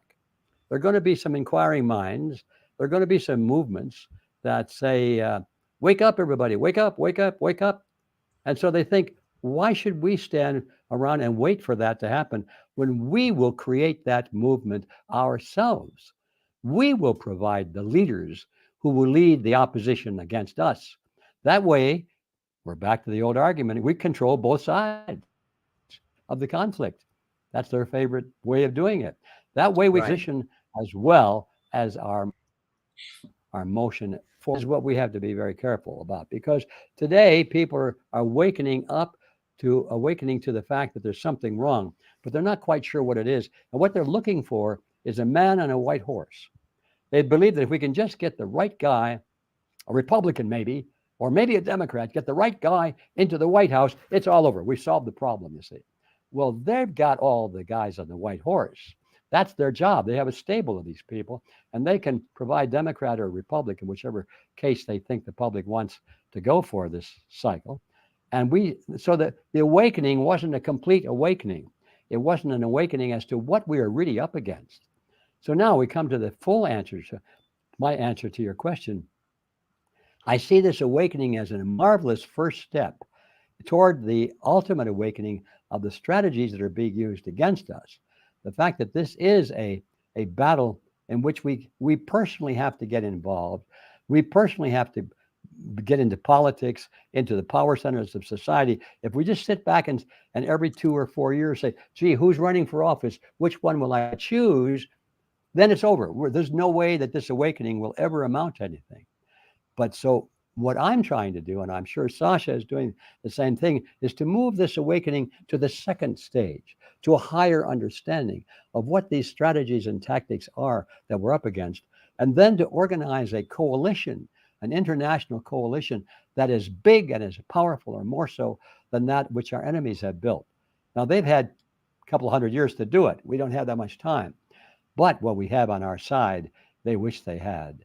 And that is we have the masses on our side, if we can use that word one more time, who are looking for truth. And when they realize that they are the target, they will dedicate their lives, as we have done, to this battle, whereas our enemies have to blackmail and bribe their people. And there are a lot of people in the enemy camp who, at the first inkling of a crack, will jump ship, and the whole thing could crumble. Oh, yeah. So, Ed, over 50 years ago, you spoke about steps that humankind needed to take toward ultimate victory. And it's tied to transcending the isms, so to speak, communism and capitalism and so on. It appears we have not taken those steps in the last 50 years. So what can we do now to avoid continuing down the path of devastation? As you've pointed out, with modern technology, those who want to promote and perpetuate the great evils have a wider and easier reach and apparatus than ever before. Well, yes, let's be realistic, and that is what you just said is a rather sobering thought. The technology that is now available is a game changer, because there are so many ways now to control human activity, control people without using bombs and guns and swords, more ways than ever. In fact, economic technology is about to be dumped on us in the form of central bank digital currencies and social credit systems and scoring and so forth, where we'll be disciplined not by fear of physical harm, death, but by fear of starvation or dying of thirst or having no place to sleep at night, things like that, not being able to take care of our family. And this is a very powerful mechanism of control, perhaps even more so than fear of battle, physical battle and harm and death. There are plenty of examples of very courageous men on the battlefield who, when they're fighting with their fellow comrades, all in uniform, they've trained together, they have a common bond, they have a common mission, a common loyalty to their country, to their homeland, to their families, to their traditions. They'll fight to the death. And some tremendous, courageous stories have evolved from that. We know people will stand up against tremendous odds under those conditions. But take them out of their platoon. They're standing now alone. Take them out of their uniform. They don't have ribbons on their on their shirt to be recognized as heroes. They're standing alone against guys in military uniform. And we know that some of those guys in those uniforms with masks on are sons of the neighbor. They're our neighbor's sons. They're our own people. They're not a foreign enemy. They're our people. And we're not getting praise and ribbons and the title of honor. We're being condemned and criticized and being crammed into a corner. And we're alone. And now they're going to add this economic leverage against us. It's going to be very powerful. So let's be realistic about it. Now, your question, though, Sasha, though, is even at a higher level of realism. So what do we do about that? Well, my honest answer is, I don't know. I don't know how it plays out, but I do know that what the starting point is, we need to have more awareness, more people, more soldiers on our side, you might say, ideological or spiritual warriors who are going to do something, whatever they can in their place, and not just say, oh, my, tisk, tisk, isn't this terrible? What's going to happen next? I do know that we need more people. However, I suspect that we already have them, but we just don't know who they are, and they don't know who we are. So our job, our first step, even though we're not quite sure what our next step is, our first step is to find all of the people who are ready to take a stand, even at the risk, great risk in their reputation, great risk of losing their jobs, all kinds of risks, criticism, being scoffed at, being deplatformed, and all those things that scare people to death, who are willing to stand against all of that, and then get them together, get them on board with this issue of collectivism versus individualism. And then we're finally ready for step number 2, which I think at that point, hopefully at that point, will become evident. Very good. Very good. Beautiful. Kyle Kemper has a question he wants to put to you, if you don't mind, Ed. Kyle. Sure. Thank you, Ed. And Sasha, one of the things that I said before about if you had $1 million, what would you do with that? I've been pondering that as well. And, in terms of how you deploy into crypto, that's one thing. But really, one of the great things that we can do with our capital is towards helping and supporting social innovators that are on this quest for, being the change, for criticizing by creating. So, one of the things, like the thing that holds a lot of us back are resources. So finding, those ways. Now, Ed, I wrote a book or a booklet. I want to call it a book, not like your beautiful books. I wrote a booklet after the Canadian trucker convoy called CanadaO, DAO, Decentralized Autonomous Organization. My original title for it was Why We Don't Need a Prime Minister. And I felt like that was a little bit cheeky given my family. So I instead chose How We Return Power to the People, and exploring this idea that the Canadian truckers was one of the most incredible gatherings of free humans in this like Burning Man North experience, standing up for civic responsibility, radically collaborating, expressing themselves on so many levels. And yet they were able to get no voice from the political establishment. Instead, the political establishment chose the enrage versus engage strategy because, as we all know, myths and lies cannot be debated. They must be avoided and you must throw them out. So the truckers came and did this.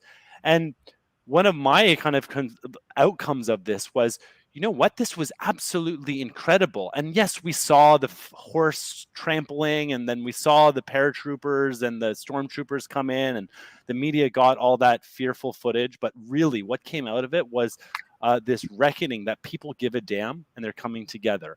So, but then looking at our political establishment, like you said, we vote every 4 years, and like, big deal. You swap, black for dark gray. It doesn't really change anything. So I have come at this from a solutions point of view. As Bucky Fuller said, you never change things by fighting. You can never change things by fighting them. To truly change something, build a new system that makes it obsolete. And looking back to some of the tenets of of democracy or governance was that people need to have a voice. And one of my thesis is that we should allow people to actually participate on these minutia decisions that our representatives are on, and have open debate and discourse around them, because then at least we're talking about them and we're getting a sense of it. Because the political reality landscape versus like true reality landscape, what the population or the masses, as you'd say, actually think, I don't believe they line up. So that's one of the areas that I'm kind of looking at. I would love your opinion. If you gave every individual the opportunity to share and express themselves, could that help us move in a positive direction? I love the way you think, Kyle. Those are the kinds of conversations that people like us get trapped in. It can go on for hours and hours and hours. I forgot to eat. These are at the core of human nature. How do humans move against an organized opposition without being organized? And then secondly, if they must be organized, is there some way to prevent them from organizing in such a way that they will destroy themselves because the organization becomes more important than the reason for the organization? It's what always happens to organizations, unless they're very carefully crafted from the ground up, which is almost never done. And so that led me to think years ago about what other types of organizations are there other than the one we're all so familiar with, which is generally called the pyramidal organization, where you have a head or a small group of people that head up the organization, like a corporate board of directors. And then you've got an executive officer and the management level, and then you've got middle management, and finally you've got the rank and file down the bottom that does all the work and takes all the blame. And these things, after a while, no matter how high purpose they were in the beginning, always with time, they degenerate into what I like to call organized criminal syndicates, because of the power that they hold. That's why all governments, including the American government, which started off about I'm not going to say better than any other government I'm aware of in history, but it degenerated gradually over time to become a criminal syndicate. And all the state governments are, not all, that's a big word, but they're moving in that direction of becoming criminal syndicates. And we've seen them at the level of a small town. It's a temptation to get your uncle in as the sheriff and your brother in as the judge, and the first thing you know, you own the town. And so I thought about that a long time. What other forms are there, and how do you prevent that from happening? And let me just jump to a side issue before I forget it. Applying this concept to governments, it became clear to me that the people who vote for big government think they're voting for solutions to problems that's going to benefit them. But they wind up shooting themselves in the foot, because in the process of trying to give more money and more power to their government, supposedly to solve some great problem or overcome some crisis, they think, we'll spend more money or we'll give more authority to the government so they can put an end to poverty, for example. Whatever it is that we think that's good going to come out of it, we always are asked to give money and surrender freedom to the government so that they can do a good job on our behalf.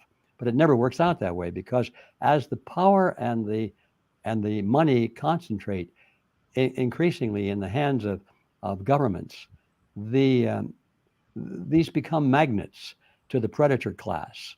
And all the suede shoe artists in the world are attracted to government office because they see there a great opportunity to capture control of money and power. And all they have to do is just mouth the pleasant words that we're here to help you, we'll solve this problem, you can trust us, and so forth. That's all they have to do. And they have to find out what the people want to hear. They're very good at telling the people what they want to hear.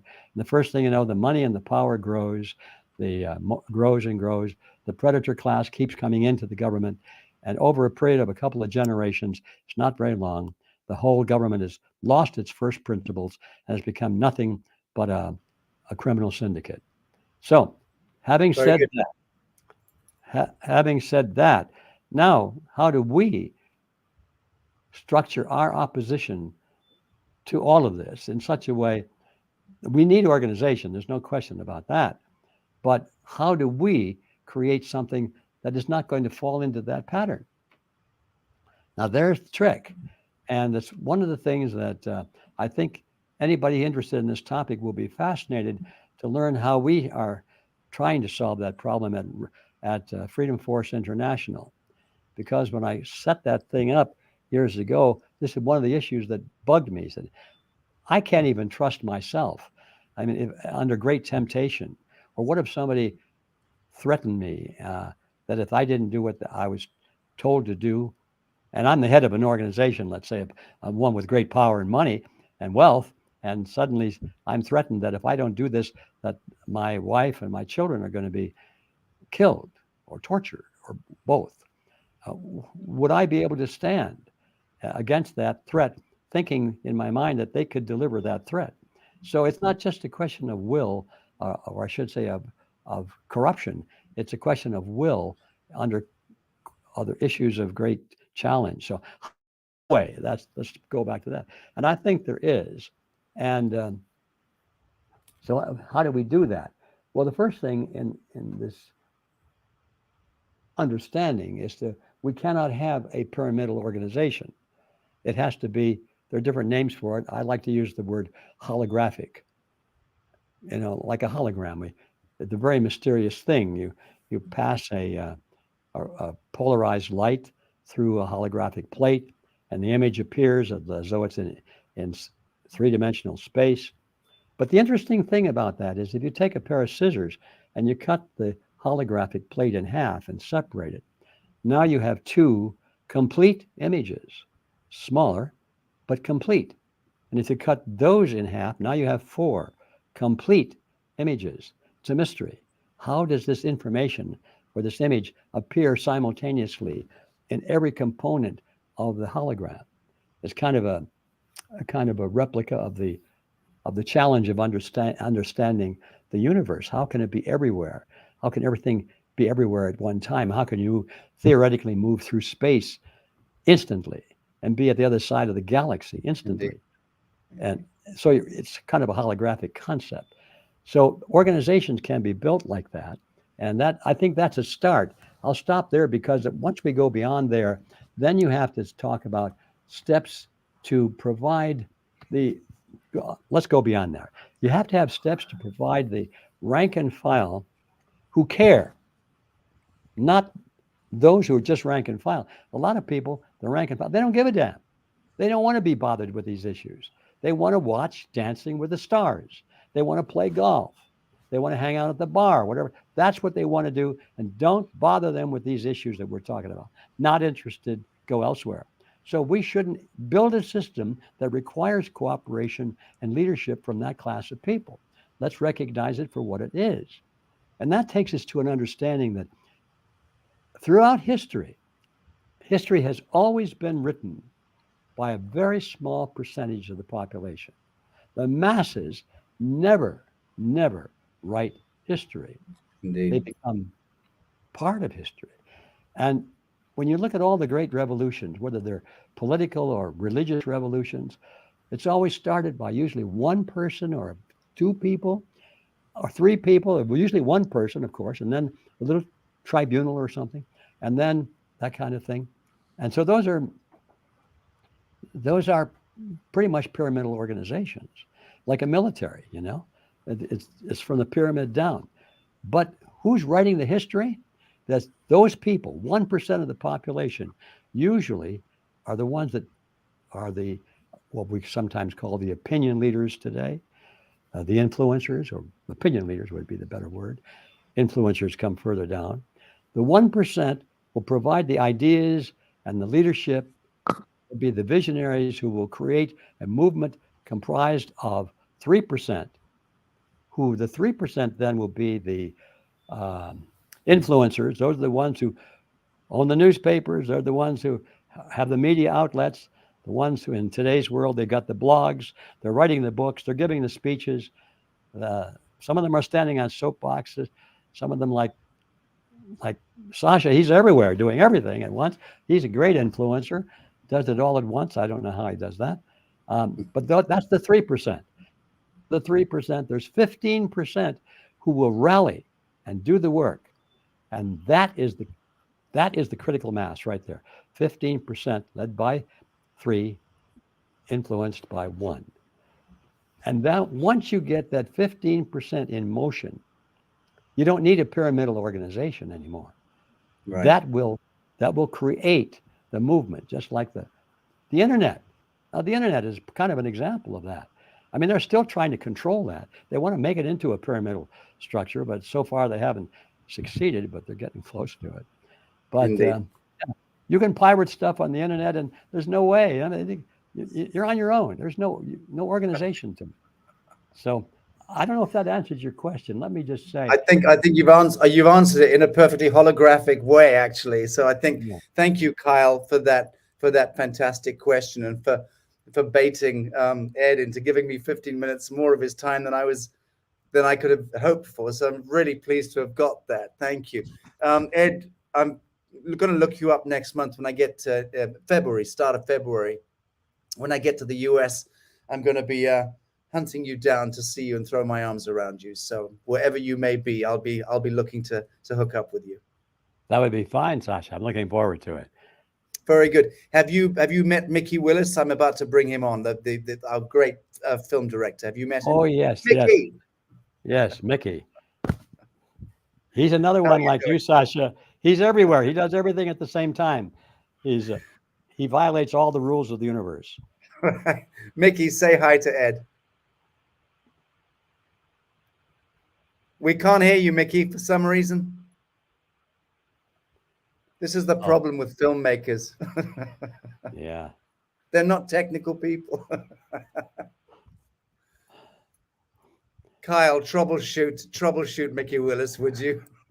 Hit the settings on the bottom. Settings, audio, speaker, or mic. Find that mic. Oh, boo. Okay. Just breathe. It's okay. Mikki, Ed, that was fantastic. With those incredible good looks, Mikki, you don't actually have to say anything at all. Can we hear you now? I don't think so. Okay, he's going to try something. So Ed, what you said is we need to be the 1%, find the 3%, influence the 15%, and light shines on earth. Yes. Pretty close to it, yeah.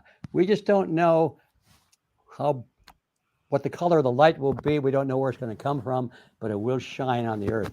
We have to be alert. We can't just stop there. There'll be opportunities that open up to us as as this thing develops. We'll say, this is how it's going to be done. Even though right now we may not see it, but I think we only have certain choices. It'll be done by right. It feels like we're voluntarily or against our will, one or the other. And we don't necessarily have historical precedent for where we are either. I feel like we are entering this, this age of Aquarius, and there's a shift happening. The structures, like this is an Old Testament, New Testament type shift that we're going through. And the way that things were is not the way that things are going to be. We can learn from the past, we can plan for the future, and act in the now, but we really need to live in the eternal as well. Right, you're so right, and technology has done that. It's thrusted upon us, and we better be awake and alert. Indeed, beautifully stated, Ed. Thanks so much, Scotty. Just you can throw in a slim question for Ed for 2-minute reply. Mikki's going to try and get back on, but I know you've been hammering away in the green room, wanting to put a question to Ed as well. So now's the chance. I think I'll play off of Kyle's decentralization and the noteworthy point there.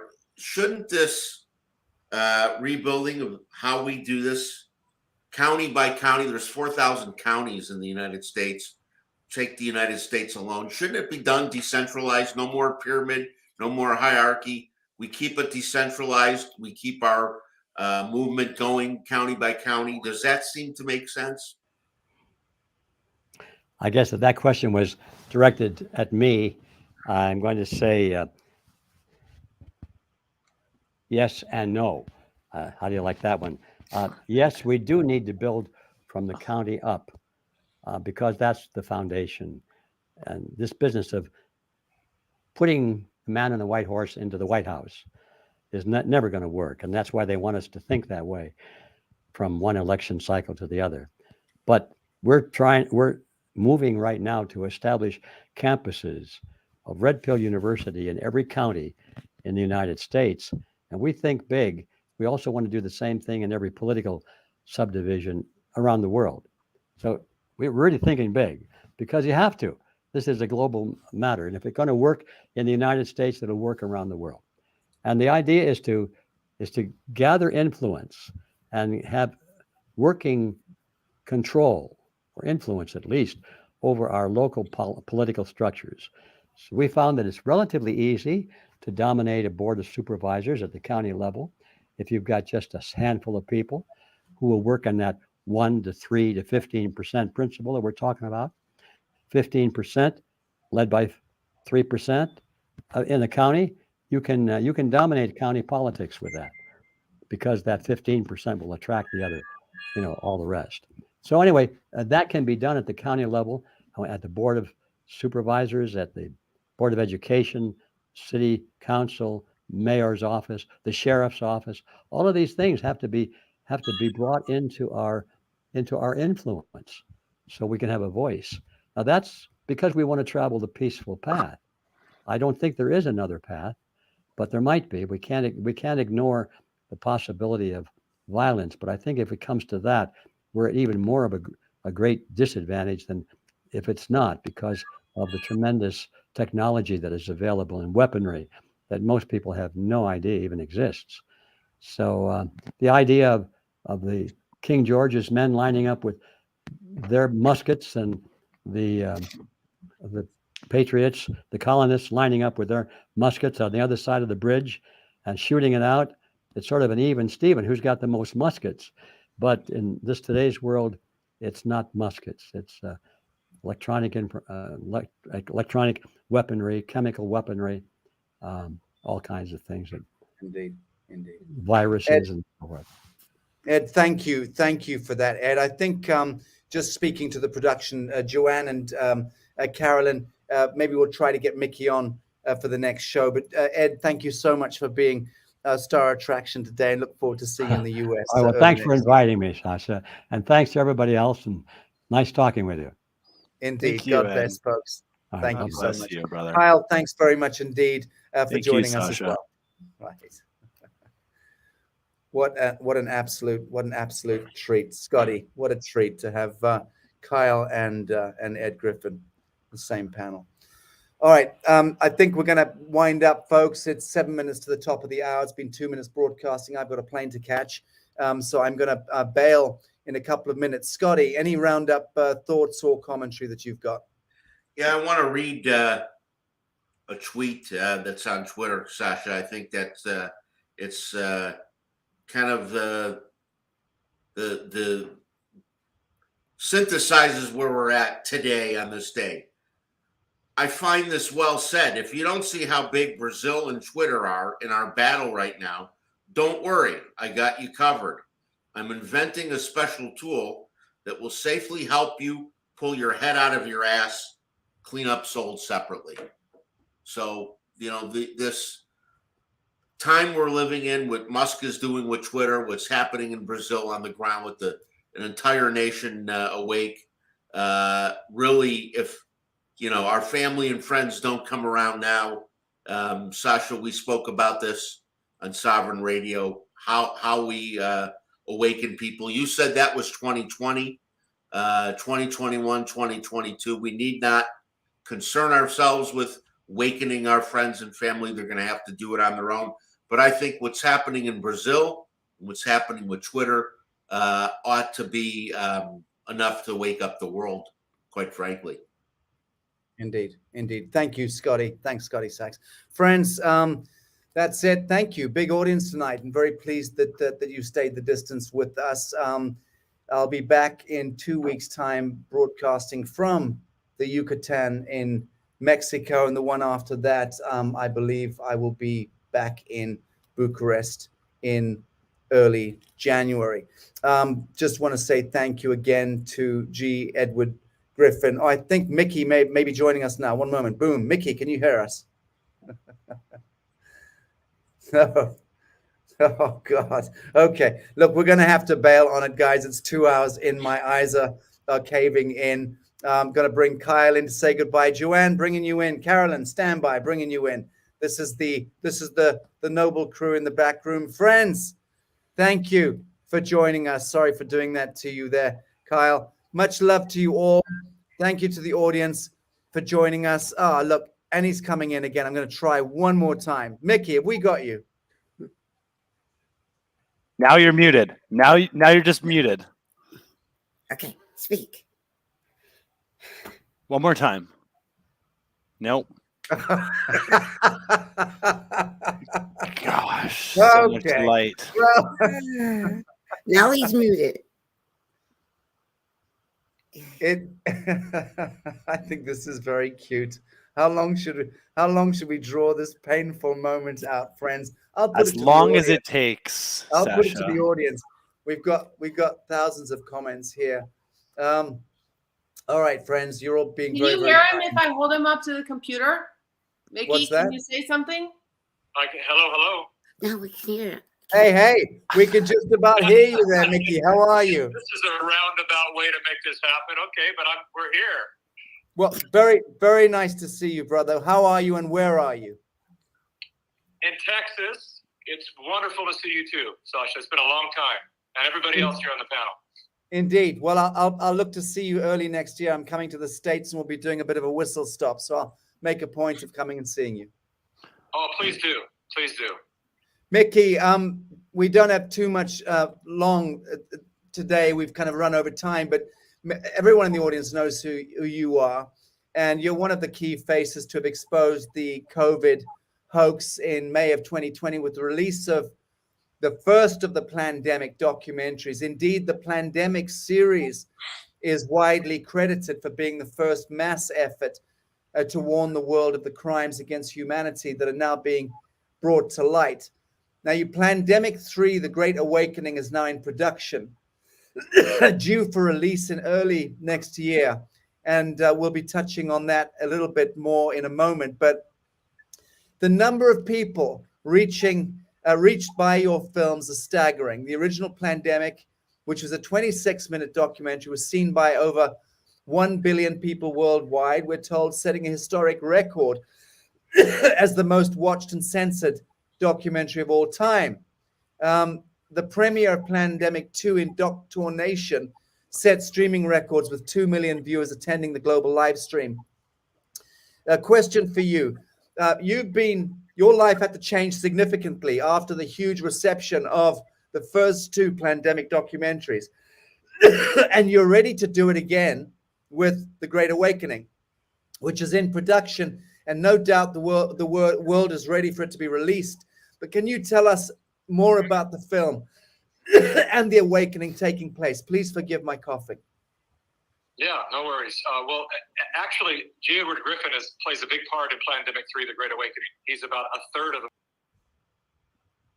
used the foundation of his 1960 lectures, 3 of them, because that man, very few people know. I mean, he is a national treasure, and he literally came out far before anyone with the clearest, most succinct, and eloquent warnings to the world of what was coming. And so we're using the foundation of his 3 different lectures that he gave in the 1960s that he filmed, and we're using snippets of those and then cutting away to show that everything that was predicted. Now, it's not that he predicted any of this. The thing I love about his lectures was he was reading communist manifestos and all the doctrines that they had written to tell the world what they were going to do.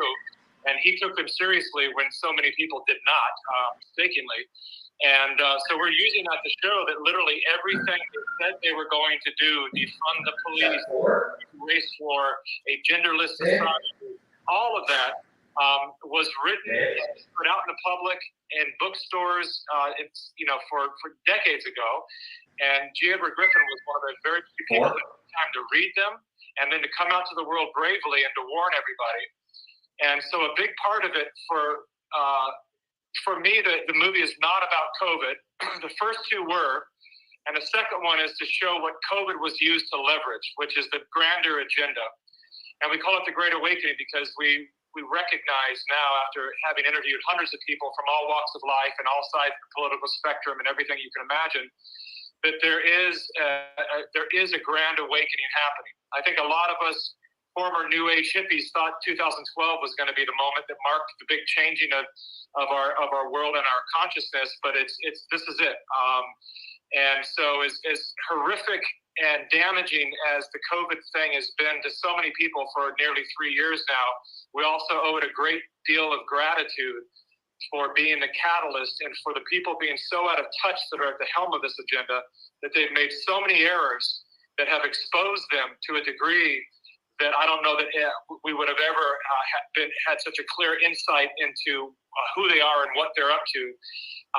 And so I give great thanks to the last 3 years for the way that it's awakened myself and all the people that I'm interviewing now that thought all of it was a conspiracy theory, but now they're willing to consider that there's something really grand going on. And I have you to thank too, Sasha, because if you remember, years ago when we first met, I don't even know how long that was, 15 years ago or so, and I met with you in Bali, a lot of this was brand new to me. And I wanted to live in my bubble of everything is fine. And anytime I heard anything about Illuminati or these elite groups, I just thought that just can't be. And I went far to the left and ended up on the road with Bernie Sanders and traveling with his campaign, thinking he was wonderful, saw behind the curtain, and what you see, you can't unsee. And from that moment forth, it's been a real obsessive journey into digging into what's really going on and using the honor of the gift that I've been given as a filmmaker to help amplify the messages out in the world. Beautiful, beautifully stated. Thank you for that. You've been speaking out about the division of truth, the division in the truth and freedom movement recently, a topic which has many different angles and is a bit volatile. But what specifically are you seeing, and how do you think we can correct this misalignment? I see it myself as a frontline activist and somebody who's on the front foot 8 days a week. I mean, I'm unrelenting by just force of will, because until this is done, it's not done. And so I'm in the fray, and I maintain the stamina to be there. And I'm seeing what you were describing recently, this latter-day factionalism, which is not greatly welcomed by me. But what are your thoughts? What can you share with us vis-a-vis the division that you're seeing in the truth movement? Yeah, I appreciate you asking that, because it is a really serious thing. Matter of fact, I have a video that will come out in a week or so, about a 7-minute video of a warning. From my perspective as a 20-year activist, human rights activist, and I very much was working on the far left as an activist, so I know how they think. I know how that game is played, and I hear all these people that will come up and say things like, so-and-so's controlled opposition, or so-and-so's compromised. And what I learned, and I really got this clear when I did about 2.5 years working regarding the Dakota Access Pipeline and the Standing Rock people. And within that movement, I saw the actual controlled opposition. And the use of agitators and infiltrators is a very real thing. But 99.9% of the time when you hear people say someone is compromised or someone is controlled opposition, they're not. They're just people behaving stupidly. And that's all it is. It's just we have ego issues. We have, people want to feel important, so they want to get out there and spread information before they've researched it and all of that. But this is one of the most important things happening right now, because at this point in the game, We're doing so good. We're making so much amazing progress. CNN is being shut down, and you see what's happening with Twitter and all of that. So there's massive progress happening in the world of the narrative and taking control back of the narrative. And that is the first major step that we need to take, and it's happening. But the thing that we have to be most aware of, the only thing that can stop us at this point is us. And it's very important that people realize that. I tell people when they come to me and they say, hey, I think Del Bigtree is controlled opposition. I say, Del Bigtree is one of my best friends, lives 5 miles from me. You're absolutely wrong. As a matter of fact, you're doing the work of controlled opposition right now by spreading that rumor. Beautiful. This is how they divide us. Is they plant rumors and they create distrust. Distrust is the solvent that divides us, literally. If we don't trust each other, and we don't give each other the space to be imperfect too, because we're going to make mistakes. I have a lot of people calling me Robert Malone. I know he's a good friend of yours, but I really think stop it. Yes, he said some things that may not be accurate. Yes, he still calls it a vaccine, or maybe he's backed off. I've heard recently he's backed off from that. He's learning. He's a scientist. He's been indoctrinated his whole life. He's waking up. He's warning the world what has happened with his invention. And he's got flaws, and he's made some mistakes. But he's not that. And so I've been, really out there beating the drum and telling people what's most important now is to give each other the freedom to be perfectly imperfect and to know that we're on the same team. If somebody is making progress and moving in the right direction, they don't have to be perfect. You don't have to agree with everything they say. They might come out and say, because the one thing that Del said that created a kind of an uproar was he said, I don't think Bill Gates or Klaus Schwab or any of these guys are evil. They all believe what they're doing is good. I understand that frame of thought. I call them evil. And so that's where Del and we actually had dinner a couple of weeks ago, and I said, I don't agree with you on that. I think you should stop saying that, because if they're not evil, what is evil? Right. And we need to call it what it is.